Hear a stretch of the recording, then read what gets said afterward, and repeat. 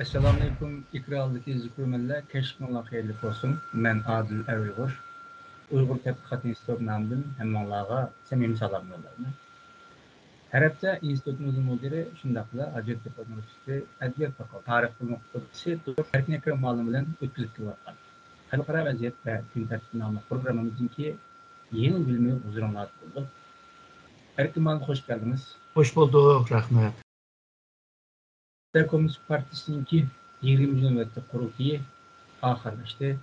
Bu kurultay 16. Oktyabır'da başlanmaydı. Bir hafta devamlaştı. Bu kurultay hem Xitay Komünist Partisi şundakla bu Xi Jinping noktası intayin mühim ehemmiyetlidir.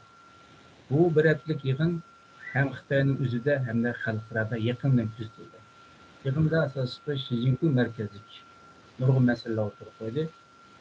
Bunun münasebetlik, fizik münasebetlik meseleler olsa birisi Cunha milleti ortak gövdesi berpa qilish qurilishi, ya'ni Uyg'urlarni o'z ichiga olgan bir Cunha milleti berpa qilishni texnik tizlashtirish munosabatli masala edi. Bundan boshqa yana Xitoy Kommunist Partiyasi Sharq Turkistonga tayinlagan raislar, vakillar va boshqa rahbarlarga munosabatli shundoqla bularningki almishishi bo'ldi. Tabiiyki bizning munosabatli boshqa masalalar bor, ammo biz asosan mushlarni chiqib turib, ko'rdab turib, bugungi temamizni elip karıştırışımız. Erkin malum birinci sualımızın bu yığın öteki siz değerli kılandık. Yığının məqsədi zaten ne miydi? Onunki yığın zaten məqsəd asasen əməl açtı mı? Bu birinci sualımız olsa. İkinci sualımız siz bu Xitay Komünist Partisi'ninki 18. nöbette kurultayı geçilmezden burun bizimki Anıyurt yorumlarımızda Xi Jinping münasebetlik tepsili bir analiz karakterlik makalesi aydınız. Muşluk münasebetlik bir suallarını sorsak. Çünkü şu vaxtında makalını oxuşunca siz Xi Jinping'inki kadem mesela birinci nöbetlik devlet reisi vaxtı manda işlerini oldu, ikinci nöbetlik manda oldu, üçüncü nöbetlik manda oldu. Tepsili mevcut ahvalı nispeten ve Xi Jinping'inki karakterini köz çıkıp durup bir perezlerini oturup koyaydınız. Hakikaten sizden bu perezle bir-birlep əməl başlayır, reallık aylandı. Bularını mı siz niməyə əsasında bunu aldın kögən ediniz? Bunu bir sözləsək. Bundan başqa Xi Jinping mezgildə Şərq Türkistan'daki Xitay tərəfindən təyinlənən rəhbərlik qatırındakı Xitay rəhbərlər və Uyğur rəhbərlər davamlıq özgərdi. Bu qatın həmisi özgərib getdi. Bunun için bu rəhbərlərinki əhvalı qanday oldu? Yeni gələnlərinki Şərq Türkistan siyaseti qulu qanday oldu? Bu temalar üstündə analiz qılgan bolsunuz. Allah malum birinci sualımızın başlasak. Məqsədi əməl qaçdırmış Xi Jinping'in, yani Xitay Komünist Partisi'nin bu kutumuzda yığını közlügen məqsədi reallık aylandı. Bunun ki qanday bolmaqçı? Yığın qanday ötdü qısqası? Bu yığın Xi Jinping cettim deydiğen bolsak bu əməlge açtı. Yani Xi Jinping 10 yıl tırışıp ahırı bütün hukukunu kolga tuttu. En ahırkı mavu 20. kurultayının birinci yığını da yani Yekşembe günü düşükçe bunu ilan kılgan oldu. Bir yerde merkezi reisi yani partinin ki merkezi reisi Xi Jinping özü oldu hem de. Ondan başka şu buldu 204'te bu yıl 205'e çıkırıptı. Parti merkezi komiteti. Yani Xitay hakimiyetinin ki yani parti hakimiyetinin en mühim 205 eden var. Bu 205 edenin içinde hem de bu evvel degendek partinin ki umumi reisi sayıldı. O Xi Jinping öz buldu.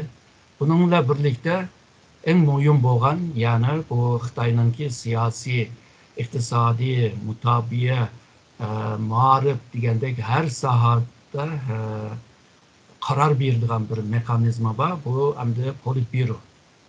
Politbüro azası deydiğen gruplar var. Ondan başka bunun içinde daimi azalar var. Bu daimi aza 7 kişi.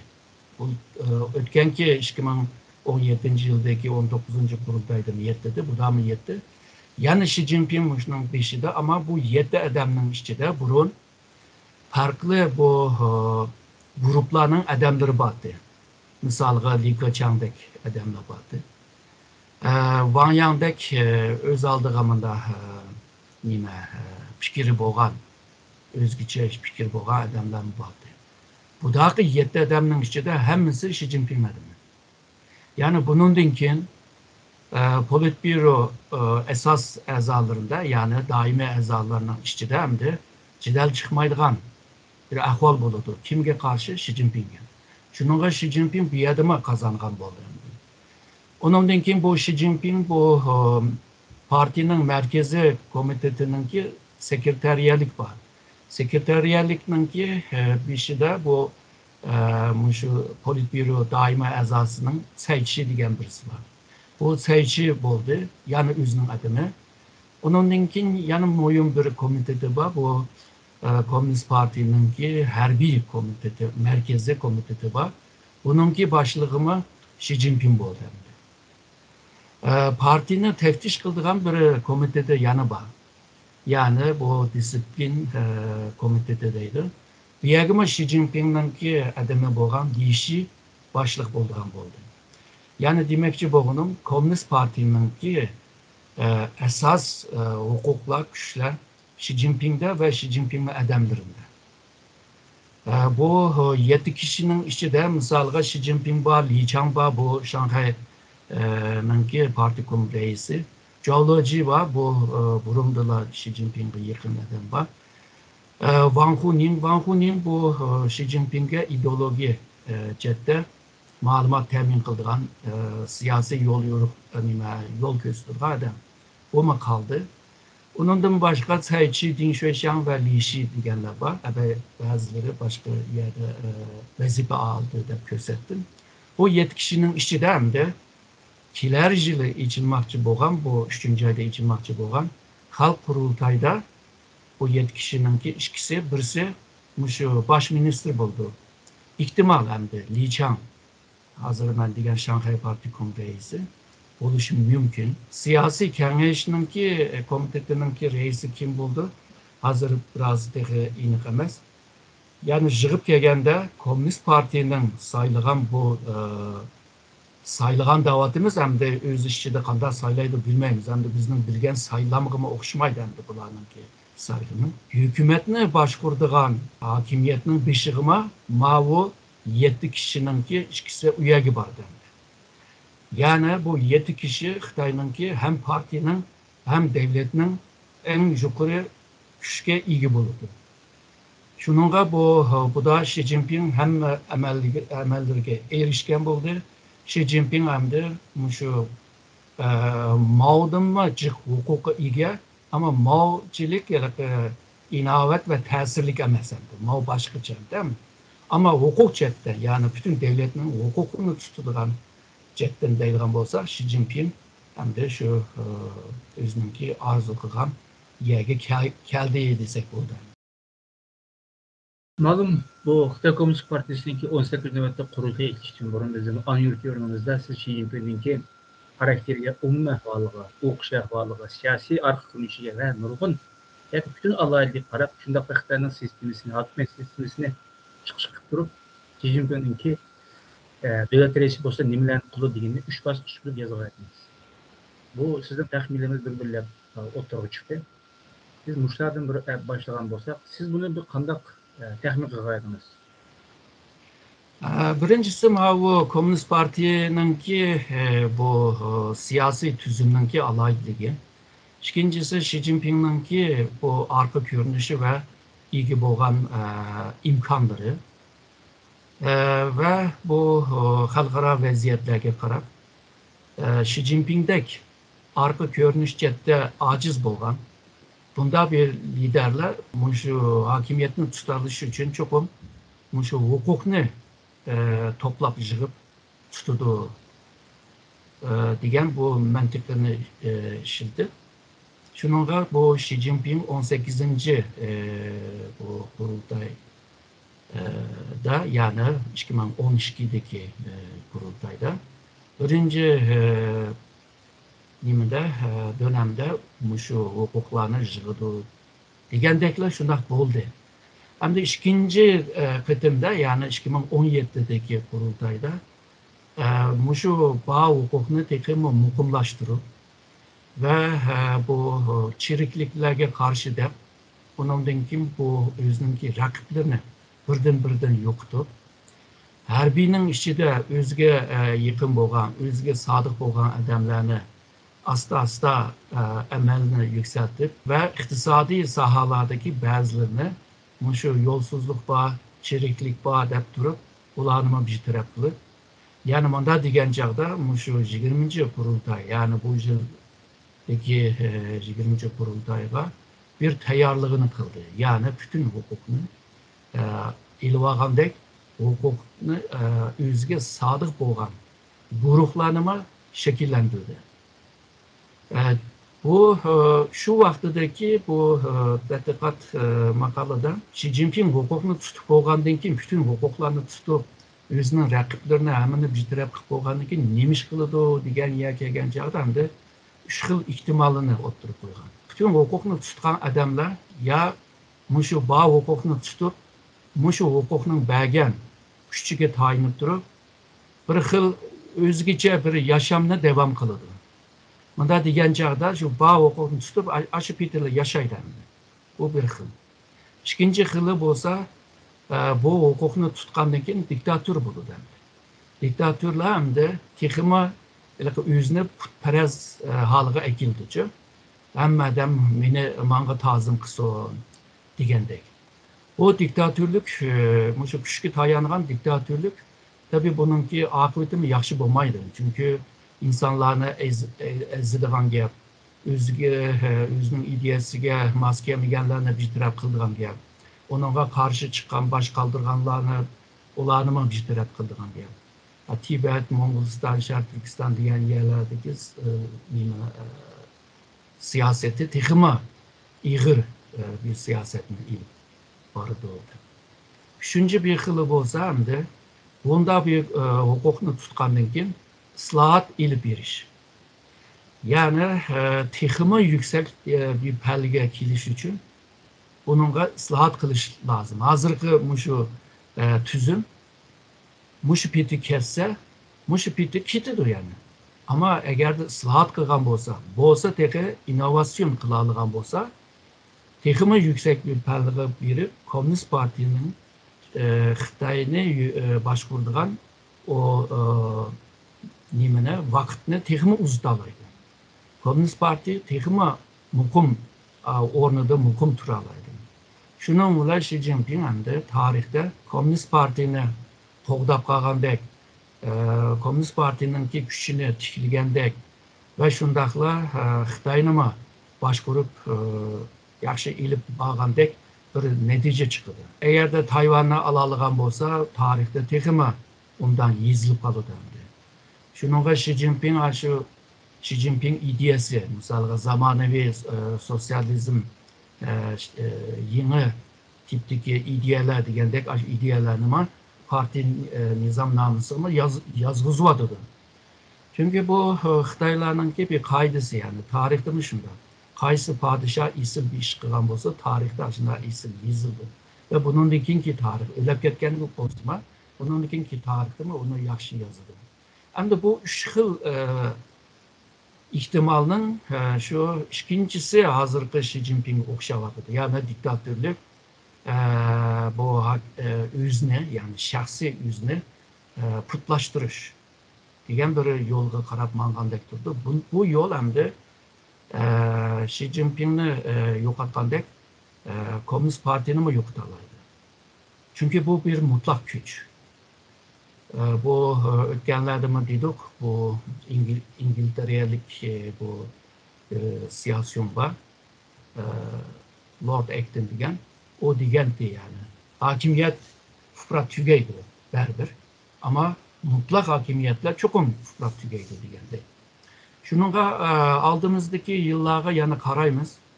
Çünkü bu 20 kurultay ichilib bo'lgandan keyin bir 6-7 yana kichik yig'inlar ichildi. Birinchi yig'ini ichilib bo'ldi, yakshanba kuni ichildi.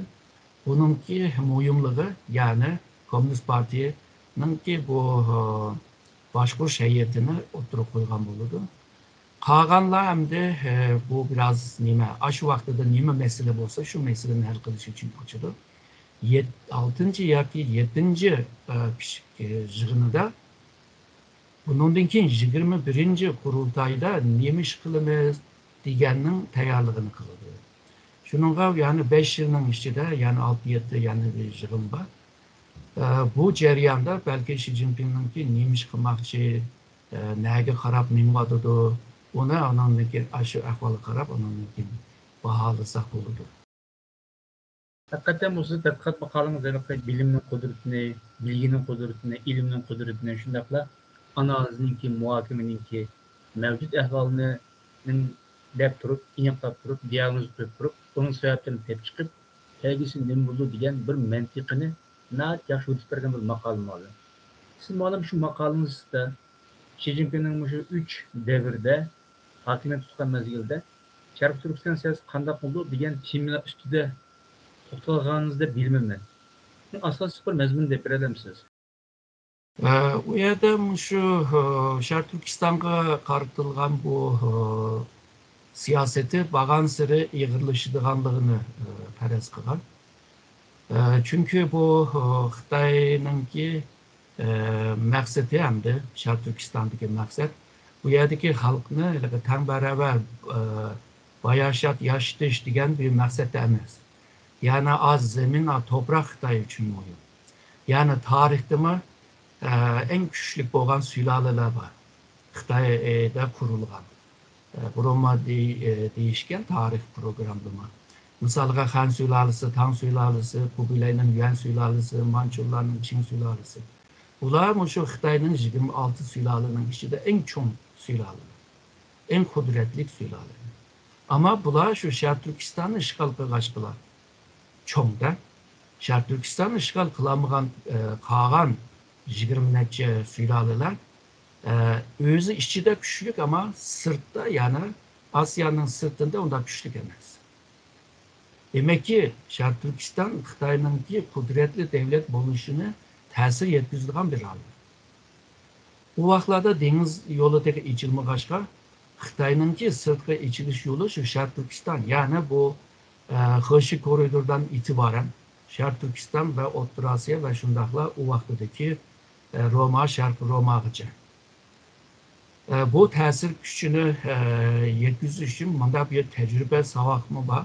Yani Sharq Turkiston Xitoyning qo'lida bo'lgan vaqtida undan keyin Xitoy qudratli davlat bo'ladi.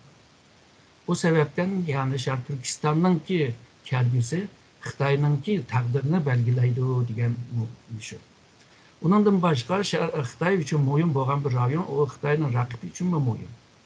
Shuningga Sharq Turkistonda mayli shu keyingi 100 yilga qarayli Yaqubbek davlati bo'lsa, u vaqtida Yaqubbek davlatining orqasida o'z vaqtidagi eng cho'ng davlatlar bor.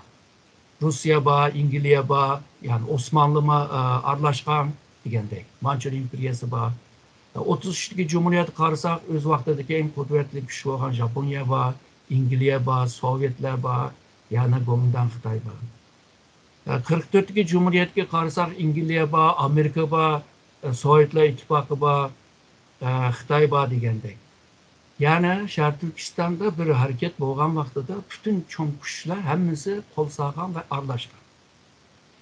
Oxiri kelib yanalar bizning taqdirimizni shu chet elliklarning, chet devletlarning, qudratli devletlarninki o'zining manfaatga qarta o'zgargachga bizning taqdirimiz o'zgarganda. Şu o'tmishdagi bu strategiya ahamiyatiga qarab, tarix ahamiyatiga qarab, Xitoyninki maqsadiga qarab, shunga bu Sharq Turkistonda mayli ma'vu diniy kesimda bo'lsin, mayli ma'vu milliy tarafda bo'lsin, u o'z vaqtida Xitoyga qarshi nurg'un namoyishlarmi bo'lgan, nurg'un bu qarshi harakatlarmi bo'lgan. Bu qarshi harakatlar bilan birlikda Xitoy bu Sharq Turkistonda siyosatini qattiqlashtirishga tirishadi deb Xi Jinping bilan birlikda shu boshlaydi deb ashuna faraz qilgan. Degandek Xi Jinpingninki birinchi davrida huquqlarni tutishga tirishdi, to'plashga tirishdi. Ama ikinci nimesinden başlaplar yani 2013'ten 14'gacha bo'lgan vaqtida tayyorlik bo'lgan bo'lsa, 2014'ten bugünküce Sharq Turkistonda ilib borgan zulm siyosati nayta ig'ir bo'ldi. 21. asrda bir millet yani bir milletga qarshi bunda bir siyasetini ilip bağmaydı. Degендek şu vaxtlarda şu bugün müşlah bulduğanlığını perez kılganlandı bu makamı. Xi Jinping hakimiyet beşiğe kelgenden keyin muallim Şarkı Türkistan'da Wang Wechen turdu. Ondan keyin Jiang Chunshen. Ondan keyin Hun Xuangu. Hazır başka birisi geldi. Ötki yıldan başlap. Bular turayotgan mezgilde Şarkı Türkistan'daki zulüm emniyeti mahiyet jihatdan çok özgermedi. Mahiyet jihatdan o'xshash. Ya'ni Şarkı Türkistanlıkları asimile qilish, asimile bo'lmasa yo'q qilish va yoki Xitoyninki tasavvuridagi Uyg'urlarni barpo qilish degandek. Mush narsalarni amalga oshirib kirishib keldik. Bu jarayonda shakllar o'zgardi, taktiklar o'zgardi, siyosatniki ismi o'zgardi. Onun için buni bergan ideyalar o'zgardi. Ammo amaliyotda mohiyat o'xshash bo'ldi. Ya'ni natija itibariyle o'xshash bo'lib keldi. Bundan keyin shu vaqtda siz bu to'g'risida to'xtalganingizni bilmayman. Ama Xi Jinping beynimizde yine kayıt saylangan oldu. Yani yüzde kayıt sayıp kuzdu. İlk yapın desek. Bu hazır Şarkı Türkistan'da Xitay Komünist Partisi tarafından tayinlengen Xitay rehberler, yani Uygur rehberlerini özgürgen oldu. Bunlarınki Şarkı Türkistan'daki Xitay'ninki siyasetini naiyti muvaffakiyetlik urullap çıkanlığı, şundakta vazifesini tüygerlik için almıştırıldı mı? Veya ki Xi Jinping'inki közgerden çıkmaganlık için almıştırıldı mı? Aslında bu bir vazifeni tüketkeşke almıştırganlar var. Misalga Çinçen bu. Yani birisi bu hizmetini yaxşı kılamadı degen kabiliyet jetten naçar dep etken maba Jiang Chunshen degen. Wang Wechen hem de vaqti toştu yani jıq turib ketdi dep merkezge etken ahvallar var. Biraz o'xshamaydi. Bu ebey degende Xitay Komünist Parti'ninki o yadro başkuruş yeri şu Politbüro. Politbüro azası buluşu Xitay'da arkanda bir Xitay'nın siyasi cihetten en yüksek bir yere kelgen bulundu. Şununla bu Wang Wechen'in vaktinden itibaren yani Hu Jintao'nun vaktinden itibaren bu birinci kıtım Şarkı Türkistan'daki partikom reisini şu Politbüro azası var.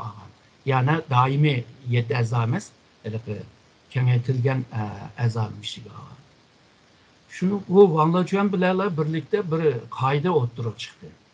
Wang Wechen yamancık po attı. Yani ben Şarkı Türkistan'daki bütün şu kıyımcılıklarını yenip, ben başında tırışıp, hatta Hong Kong'daki Phoenix degen televizyon kanalıga bergen röportajdıma şu chet eldeki bölgünçiler meni aşı birinci bulup öldürdiğen adam dep tizimge aptı dep degендek muşlar sansasyonel gaplarni qilib turib aslında merkezge şunu demekçi. Men nayda yaxshi ishlayapman.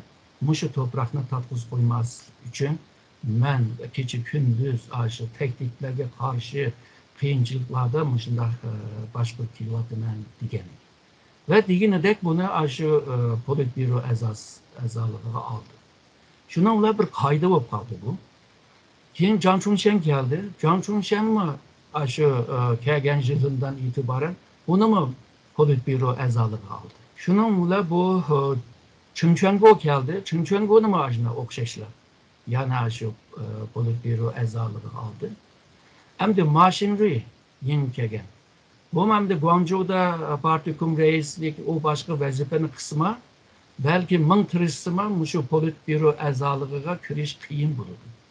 Ama Şarkı Türkistan'da kelip bir mezgil işligenden keyin bununki merkezi parti merkezi komitedeki ağandek partininki şu Politbüro azalığına alıdı dep bunun bir programdı mı degen.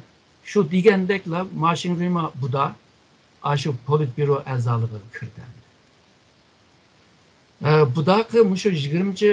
kurultayda, partinin kurultayda Wang Wechen bu 205 adamın içinde amadı. Yani Wang Wechen'inki siyasi ömrü öldü diye, tüydü diye. Yeni kurulgan parti başkuruş heyetinin içinde. Yani parti merkezi komitede deyimiz, sekreteriya deyimiz, Politbüro azalığı deyimiz. Degendek o mühim yerlerge Jang Chun-shen ve Chun Cheon-gu almagan dedi. Manda degan vaqtida Jang Chun-shen ve Chun Cheon-gu siyasi ömrü tüydü. Ama şu Ma Xingrui kaldı endi. Ma Xingrui bu da hemen yerde bağımdı. Moyum yerlerge aldı. Bolup mu politbüro əzalığına bunu alğan oldu. Burun boğan bolsa, yani Guangzhou'da işləvəgən bolsa, bu yerge kilişi ve kıyındı. Hem de Uygurlara kelsek hem de bu da şu nimede Komünist Parti'nin ki əzaları 2296 əza etildi. Bunun içinde hem de Şərq Türkistan'dan evetilgen parti əzaları 10 adam. Ama kıytılgan Uygur 10 Uygur. Yani 16 Uygur. Bu kandak oldu degende başkaca bir saylaş üslubu boğaçka. Aşındaki Şərq Türkistan'da 10 ama resmi Beijing'e biri kıytılganlar onu bile birlikte yani 6 adama bağ degen geplendi. Bir de Uygurların içinde hem de Erkin İmin Baki bu Burundulu bağ. Devamlı merkezde bağdı. Erkin Tunyaz hem de bilimiz bu Şöhret Zakir'den Kin Ürümçi hükümetine reis olan kişi. Onun kim bu Zoragül Niyaz diyen Turgun Ümer. Turgun Ümer mi ancımıcı tanılgan birisi. Kayser Kıyım, Şöhret İmin, Zülyat İsmail. Zülyat bu Beijing Üniversitesi'nde şu cemiyet şunaslıkta doktora algan. Kaşgar Üniversitesi'nin ki Partikom'un ki muavin reisi o değil mi? Yakın zamanda şu nime çeteldekiler hemisi Uygurlarını tenkit kılıvadı hemisi yalgan deyip çıkıp videolarını işlep çıkaran bir ayal. Buradaki nimede mi kurultaydı mı, parti kurultaydı mı biraz aldı planga çıkıp sözlerken yakşı bir Xitaycısı var. Rahman Avut Bağ, Rızvan Gül Saud Bağ, onun kim müessel nice 10 kişi var. Hem de bu kalan 6 kişi kim o degen haftada birisi hem de Xu Yongsheng degen bir Xitaycı isimli bir Uygur. Bu Shenxi'nin ki nimisi sanıvla tipti. Hazır Shenxi şu yaşlar partinin ki yaşlar komitesi mi var? Şunun başlığı ki.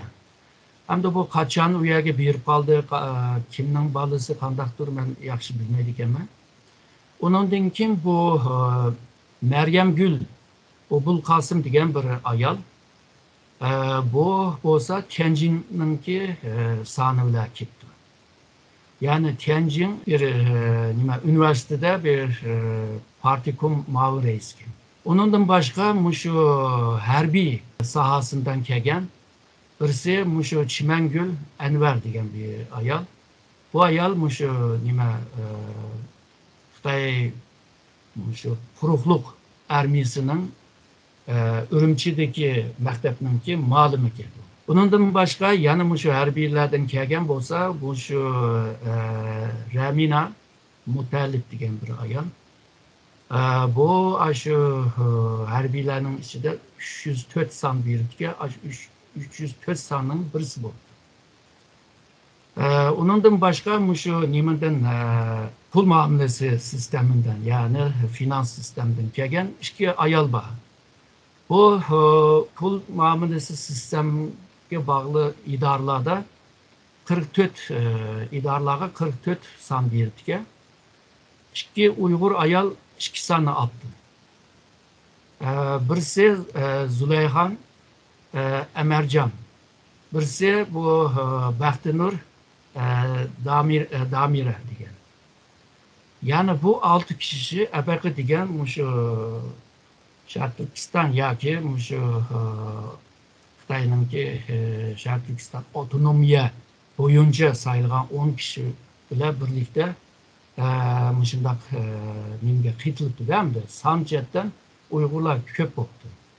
Bir yerdeki yani bir köplük nime odisi şu Uygur ayalla. Zoragül Niyaz bir ayal. Bir. İkincisi bu Meryem Gül Ubul Kasım, Uhma Ayal. Üçüncüsü Çimengül Enver. Dördüncüsü bu Bahtinur Damira. Uhma Ayal. Zuliyat İsmail Hazret düştü. Rezvangül Savut Uhma Ayal. Ramila Mutallip Ayal. Bundan kim bu Müesser Nicat degendek. Xitaycı Rahman deptu Rahman Avut. Bu mu ayal ki? Yani bunda digen çağda 1, 2, 3, 4, 5, 6, 7, 8. Yani 16'nın 20 ayal. Yani Uygur ayallar Komünist Parti'de hele ondan bir ornunu ağam buldu. Ama bu ayallar tabii bu partiye sadık boğaçka bunu tallıgan gibi. Olmasa bulanımı tallap gitemeydi. Ben bir soru sorsam, 10-16 çıkırılışı, ikincisi ayaların köpülüşü sizi nimenin direkt gördü? Bu belki Şark Türkistan'da nurgun nimeler var. Ayrılış, bölünüş diyen bir hareketler var. Meyli siyasi cetten dini bolsun, tıl ve örfat ettim bolsun. Xitay bunu Şark Türkistan'ın bu halkının Xitay'dan ayrılıp gitişteki o ideyadan ensireyden teraz kılvatına. Şununla bulanın köngünü iliş ve bulanı şu merkezge bağlaş ve Cumhuriyet ulusu degen kimliknin içine ekirip durup hem de ayal kişine çıkarak ekirse ballırgıma tesir yetkizir, belki iyirgıma tesir yetkizir. Cemiyetgime tesir yetkizir. Hem de köpünce ayallar okugan ayallar. Misalga harbiyden kelgenler ulamı okugan ayallar.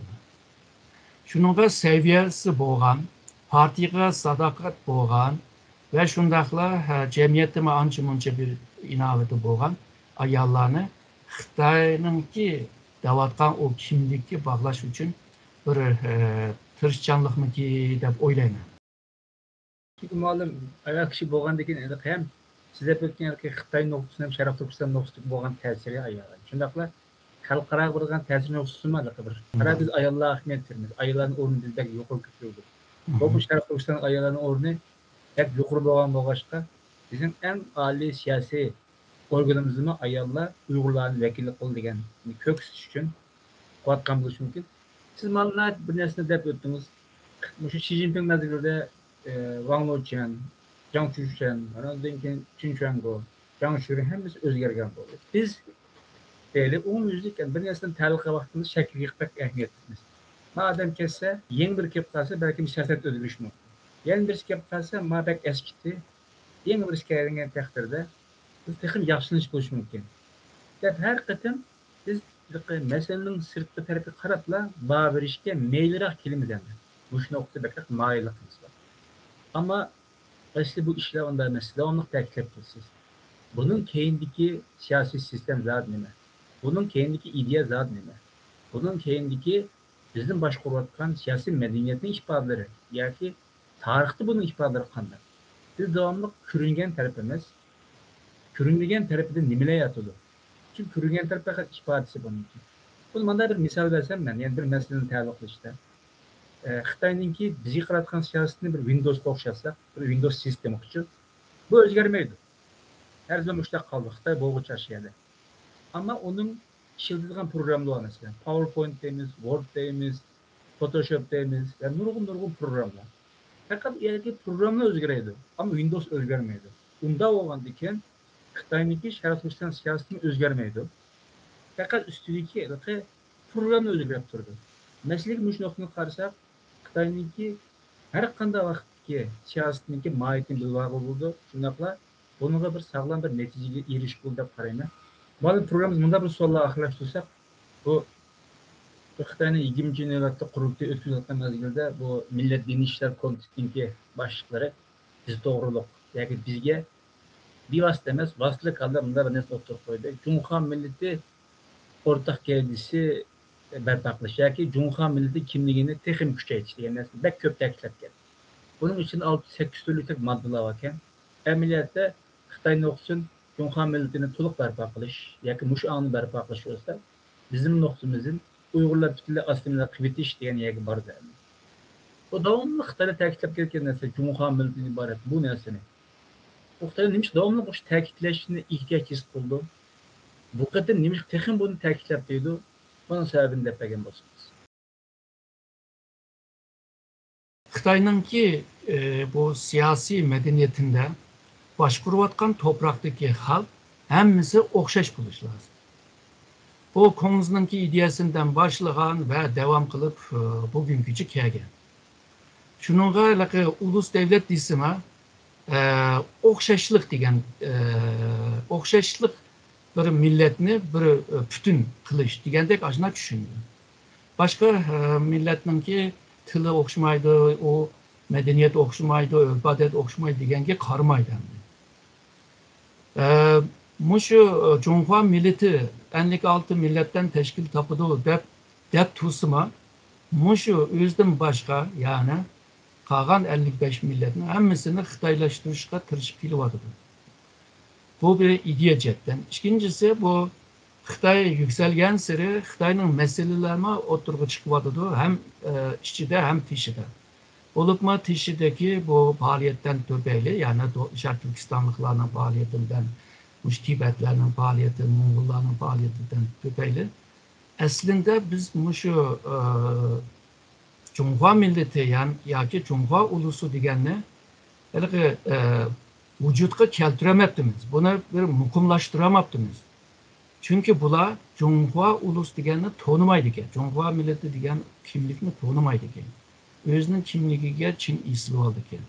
Şununla bu şu 10 yıl evvel Xitay'ınki mütehassisleri bulup şu sosyologlar oturup şimdi koydu bu. İkinci evlat asanlık milletler siyasetidir. Bu siyasetin maksidi şu 55 milletninki kimliğini millet derecesinden düşürüp bularını bir etnik grupka aylandırış. Şununla misalga Türkiye'nin Xitay'nın Türkiye'deki konsolununki şu torbetige kırpaksanlar o yerde Uygurlar atılan vaxtıda Uygur etnik grubu depmanda ataydı. Yani millet derecesi de emez. Şununla bu Xitay şu Cumhuriyet milleti degen kimliğini mukumlaştırış için başka milletlerinki şu kimliğini yoktur ve ularını bir etnik grup Xitay'a bağlangan bir etnik grup halıga ekiliş. Bu Sungcumşan'ı şunda kılgan ve Cankeşik onunda mı aşırı etken. Hazır aşı Gomindan'ınki kılıvatkanlığını hazır kılıvadı da hazır. Üçüncüsü Xitay eğer de yükseldi, düşmanlı köpeydi. Hemimiz bilimiz bir küş yükselse düşmanlı köp olurdu. Düşmanlı kadar dostka aylandırış, hemkarlık, dost halıga ekiliş, o siyasetinki işlemdi. Amerika mı yükseldi? Düşmanlı köpeydi ama bir nurgununu özününki şirik kırıvalıdı. Ya ki itbaktaş devlet halıga ekildi. Xitay hazır bunu kılalaydıgan derecede emes hazır körüvatınız. Kelbisinde kanda olurdu, Xi Jinping kanda kıldı bilmeyin. Ama hazırki ahvalga karaydıgan bolsak, bu Xitay ertü gün Amerika bile, Garp bile ve hoşun devletlerge karşı bir uruş, bir can, bir dokunuş, bir ihtilaf yaşangan vaxtıda Xitay'nın işçideki milletler, rayonlar hemisi bir bütün buluş lazım. Eğer de Amerika bile itişbakın çağda bu rayonlar bölünse ve bu rayondaki milletler bölünse Amerika'ya bütün işçide Amerika'ya karşı takabül turamaydı. Şununla bu sırtkı karşı bir can hücum kılgan çağda özünün memleket devletinin işçima mukumluğunu qoğdap kılış doğru değil. Şununla Xitay hazır şu kelgisindeki canga karşı hazırdan başladılar şu Cumhuriyet milleti degen, Cumhuriyet ulusu degen şu hukumunu mukumlaştırışka tırışıyor. Şark Türkistan'ı misal versek, Yesli'den üniversitece şu terbiyeni veriyordu. İş bakanlarını siyasi ügünüştep terbiyelerdi. Yani biraz milli, biraz dini tuygusu güçlü olanlarını lagerga ekirip üyede üyütüyordu. bu düşüncege hakim boğan adamlarını hemmisini türmüge taşlamadı. 10, 20 yıl, 30 yıl solamadı. Yani bu misallar hemmisi şu kelbisindeki bir uruş, can, ihtilafka karşı bir mukumluğunu kovdaş. Ama bunu nurgun devletlerine karşı çıkmaydıgan bir ufkun bile kılvadı. Bu ufkun bolsa şu Cumhuriyet milleti degan ufkun. Yani Xitay ulus kimliğini berpa kılsa, inşaat kılsa başka devletler ona karşı çıkıp gitmeydi. Ama onun işçiyi başka nesle evvelki Şarkı Türkistan'da verilen insandır. Şununla Xitay bununla Çin isli olacaktır. Onundan kim bu Xi Jinping şu 20. kurultayına içiliş noktasında xavfsizlik degan gapni 40-50 defa, 50 kıtım dedi. Demek ki Xi Jinping'den en ensireydiğen nersimi şu xavfsizlik. Yani hazır ben degen Xitay yükseldi, düşmanları köpeyivatadı. Tayvan'la ilişimi kıyın bulvadıdı. Bir can bulmay, ağlı bulmaydı ki onda da hazırdan başlar şu xavfsizlikini güçlendiriş ve bunu güçlendirişin esasında o kaidesinde yani töveninde şu kimlikini mukumlaştırır. Yani Cumhuriyet Milleti. Siz degan malum hazır dep ötdünüz. Hemmisini bir xillaştırışlar. Şu Xitayga nispeten farklı yoki o'xshamagan narsalar yat deb qaraldi, nasl deb qaraldi, dushman deb qaraldi. Hal qilish tegishli bir egri masala deb qaraldi. Ular cho'qim kelgusi chatoq chiqirdi. Shun bularni boshqa bir shaklda bitirib o'tish kerak deb qaraydi. Yani esas bu yerdeki mesele yani üzük o'xshamagan hamma narsa ularga nisbatan bir kasal yoki bir boshqa bir mesele degan qaragan bo'lg'achqa bunchalar zulmning tagida mush xil bir o'xsh ideya yotadi deb davomli yig'inda suhbatlarimizda yoki analizda deb ta'kidlab o'tishsiz. Aziz ko'rganlar, biz bugungi programmamizda Xitoy Kommunist Partiyasi nuqtasidan bo'lib Xi Jinping nuqtasidan bu qatim chaqirilgan 20. qurultay, yani partiyaning 20. qurultayininki arq kunişi yoki bundan chiqqan natijalar, Xi Jinping'ninki hokimiyat mezgilidagi bosqichma bosqich huquqni tutishi, tutulashtirishi, undan keyin diktator yo'liga qarab menishi va Sharq Turkiston siyosati ve bu qatim yig'inda Sharq Turkistondan kelgan vakillar deylik, yoki Xitoy Kommunist Partiyasi vakillarininki ism familiyalari sebepler üstüde tepsili bir analiz ifade qilib shunday qilganligini ishlaymiz. Har ikkalangizga ko'p rahmat. Men rahmat aytaman.